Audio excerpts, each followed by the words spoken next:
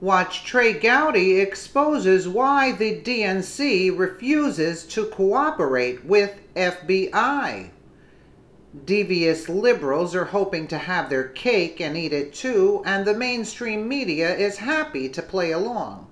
The Democratic National Committee, DNC, prevented federal law enforcement from investigating their servers after the hack, leading Representative Trey Gowdy to ask if there may be something else on that server that they didn't want law enforcement to see. Almost 30,000 emails belonging to the DNC were leaked and subsequently published by WikiLeaks in June of 2016. The leak had severe ramifications on the ongoing presidential election. Many Democrats have credited the email leak for their historic election loss, seeing the inside operations of the DNC dissuaded potential supporters from electing Hillary Clinton. The Clinton presidential campaign was already struggling to overcome the leak of John Podesta's private emails, which included damaging information such as a transcript of Clinton's private Wall Street speeches. The email leak was devastating to the DNC. However, this begs the question: if the leak was so devastating, why would the DNC prevent the FBI or Department of Homeland Security from investigating? Former Homeland Security Secretary Jay Johnson testified before the House Intelligence Committee yesterday, confirming that the DNC refused to grant his department access to the email server. Johnson explained that he was having trouble by that decision. Homeland Security offered to help patch any vulnerabilities present in the server. Instead, the DNC hired the private cybersecurity company CrowdStrike to probe the server. CrowdStrike was later revealed to have ties to Hillary Clinton. How convenient, right? However, this raises an important question. Why would the DNC prevent the proper authorities from investigating their hacked server? Democrats are fuming over obstruction of justice, yet they were the first to stop a serious inquiry into supposed Russian interference.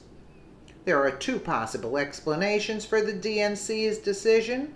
Perhaps, as Trey Gowdy suggests, the DNC is hiding something much worse on their servers, worse than what was revealed in 2016. Alternatively, the source of the leak may have been a disgruntled DNC employee such as Seth Rich. The DNC could have blocked federal authorities from investigating because it would have revealed that Russia had no connection to the leak. Let's take a quick listen if you haven't already heard Jay Johnson being grilled on Capitol Hill. At the time you separated from service in January of 2017, you had seen no evidence that the Russians were successful at changing voter tallies or voter totals. Correct. Had you seen any evidence that Donald Trump or any member of his campaign colluded, conspired, or coordinated with the Russians or anyone else to infiltrate or impact our voter infrastructure? No. Not beyond what has been out there open source.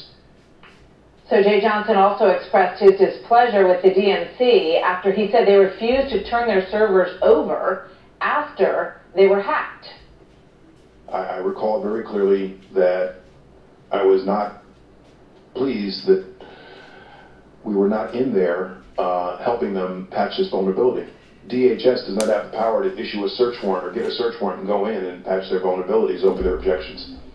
Right, raising the question, what was in there that they perhaps didn't want authorities to see? Why wouldn't they turn over those servers to get some help? Here now, a man behind many of those questions today, House Intelligence Committee member, Congressman Trey Gowdy. Congressman, good evening. Good to have you with us as always. Yes, ma'am. Thank you. So what struck you most about your conversation with Jay Johnson today?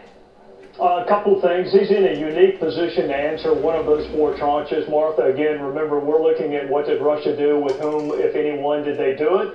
What was the government's response in 2016? And he was the Secretary of DHS at all relevant times. So I was really interested in what the Obama administration knew and when, and what efforts they took to thwart the Russians or to notify potential victims. And you just played a clip where we had a victim, the DNC. And not only did they not cooperate with Jay Johnson, they didn't turn the server over to the FBI. So I think it's a little ironic to now criticize, as some Democrats are, Jay Johnson and Jim Comey and others for not doing enough in 2016 when you had a really good piece of evidence you didn't bother to turn over. Yeah, I mean, it's really a head scratcher when you take a look at it from that perspective and you put yourself back there during the election and you remember the emails that were leaked, very embarrassing for John Podesta, Neera Tanden, a number of people, and that was the main thing that Democrats pegged their election loss on. They said, look, because these emails were released, they call it the Russian hacking, which is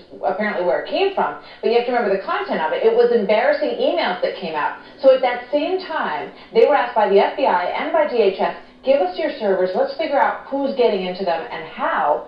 Why would they say no? Why would they not want to cooperate with that investigation?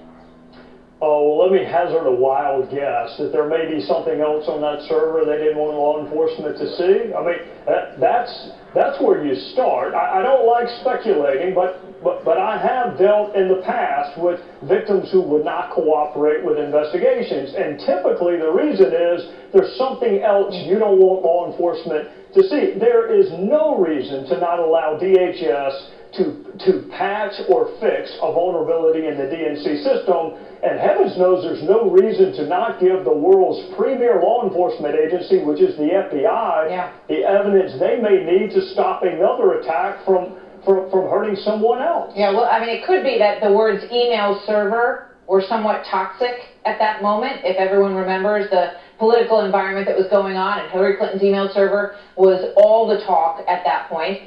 So maybe, you know, the idea that someone wanted their server made them proprietary over that server. I want to get you into something else before we run out of time, and that's Loretta Lynch, because we've now learned that based on Jim Comey's testimony, he opened sort of, you know, a new Pandora's box of her influence on the investigation into Hillary Clinton's email server. What do you want to question her about, and what's the process with regards to her now? Well, Martha, I don't know that House Intel would be the proper venue for those questions to take place. It may be House or Senate Judiciary. I am always interested when any person we hire to work for that blindfolded woman holding a set of scales, whether it's a Republican or a Democrat, does anything to put his or her finger on the scale.